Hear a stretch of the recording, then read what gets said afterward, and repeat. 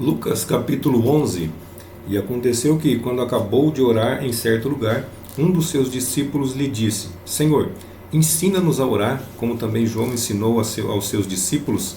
E ele lhes disse: Quando orardes, dizei: Pai nosso que estás nos céus, santificado seja o teu nome. Venha o teu reino, seja feita a tua vontade, assim na terra como no céu. Dá-nos cada dia o nosso pão cotidiano, e perdoa-nos os nossos pecados, pois também nós perdoamos a cada um dos que nos deve. E não nos deixes cair em tentação, mas livra-nos do mal. Disse-lhes também: Quem de vós terá um amigo, e se for procurá-lo à meia-noite, dizendo-lhe: Amigo, empresta-me 3 pães, porque um amigo me chegou à minha casa, vindo de viagem, e não tenho o que oferecer diante dele. E se ele, respondendo de dentro, disser: Não me importunes, a porta já está fechada, e os meus filhos, juntamente comigo, estão na cama, não posso levantar-me para dá-los a ti. Digo-vos, ainda que não se levante para dá-los a ti, por ser seu amigo, há de levantar-se, no entanto, por causa da sua importunação, e lhe dará tudo o que for necessário. E eu, porém, vos digo: pedi e vos será dado, buscai e achareis, chamai e vos será aberto. Porque todo aquele que pede, recebe, e aquele que busca, acha, e aquele que chama, lhe será aberto. E qual dentre vós que, sendo pai, se o seu filho lhe pedir pão, lhe dará uma pedra? Ou se lhe pedir um peixe, lhe dará uma serpente em lugar de peixe? Ou se lhe pedir um ovo, lhe dará um escorpião?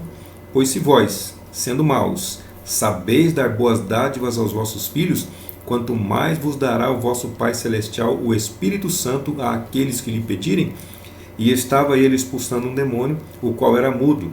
E aconteceu que, ao sair o demônio, o mudo falou, e a multidão se maravilhava. Mas alguns dentre eles disseram: Ele expulsa os demônios por Belzebu, príncipe dos demônios. E outros, tentando, pediam-lhe de sua parte um sinal do céu. Mas ele, conhecendo os seus pensamentos, disse-lhes: Todo reino dividido contra si mesmo será destruído, e a casa contra a casa cairá. E se Satanás também está dividido contra si mesmo, como o seu reino permanecerá? Dizeis que eu expulso, porque dizeis que eu expulso os demônios por Belzebu. Mas se eu lanço fora os demônios por Belzebu, por quem os lançaram fora vossos filhos? Eles, portanto, serão os vossos juízes. Mas, se eu com o dedo de Deus expulso os demônios, evidentemente sobre vós é chegado o reino de Deus. Quando um homem forte, bem armado, guarda o seu próprio palácio, todos os seus bens estão seguros.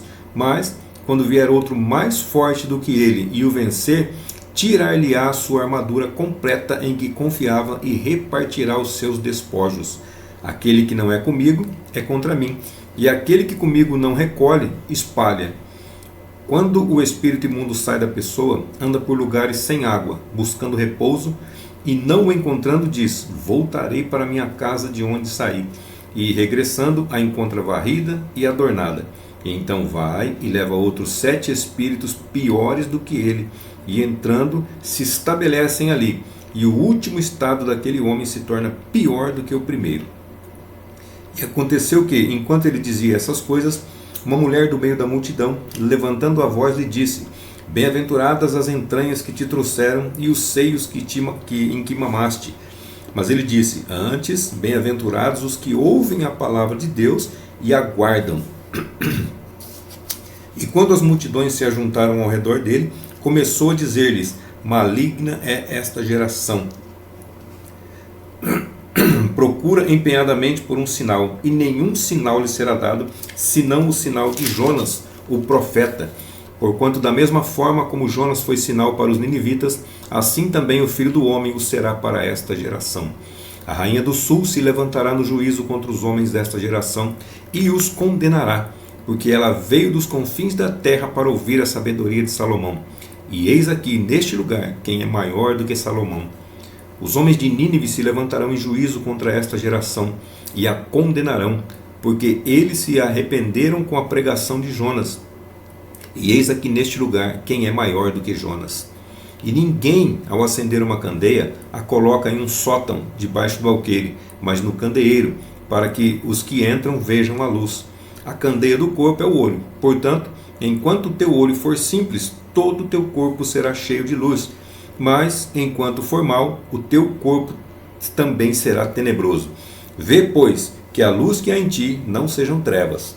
Portanto, se todo o teu corpo está cheio de luz, não havendo trevas em nenhuma parte, todo ele estará cheio de luz, como quando uma lâmpada, com seu resplendor, te ilumina.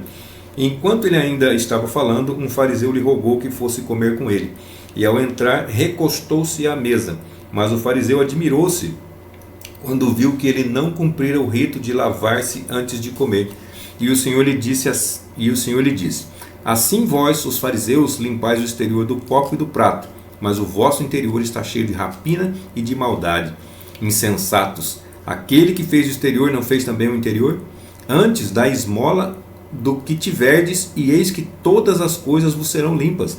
Mas ai de vós, fariseus, porque dizimais a hortelã e a arruda e toda sorte de hortaliças, e passais de largo da justiça e do amor de Deus. Deveis fazer estas coisas, sem deixar de atender às outras. Ai de vós, fariseus, porque amais os primeiros assentos nas sinagogas e as saudações nas praças.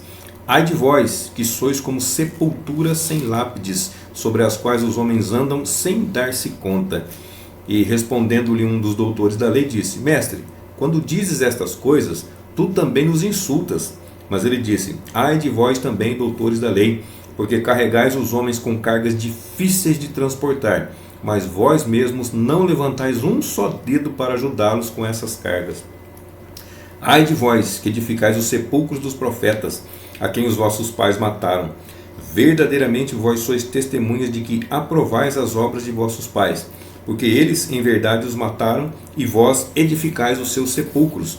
Por isso também a sabedoria de Deus disse: profetas e apóstolos lhes enviarei, e a muitos deles matarão e perseguirão a outros. Portanto, desta geração será requerido o sangue de todos os profetas que foi derramado desde a fundação do mundo, desde o sangue de Abel até o sangue de Zacarias, que foi morto entre o altar e o santuário.